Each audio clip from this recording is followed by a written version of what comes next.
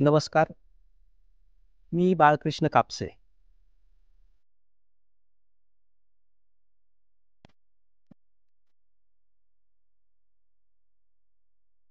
आपण ठरवून काय विकायचं?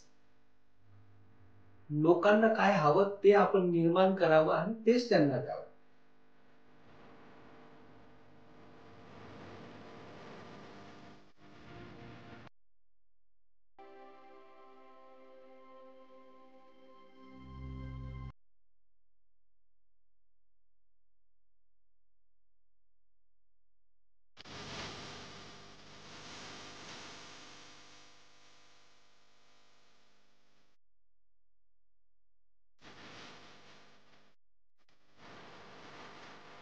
थोड्याच दिवसामध्ये आपल्या परिसरामध्ये कापसे पैठणीच्या जे पैठणीचं प्रोडक्शन आहे, त्याचं आपण एक्झिबिशन करणार आहोत.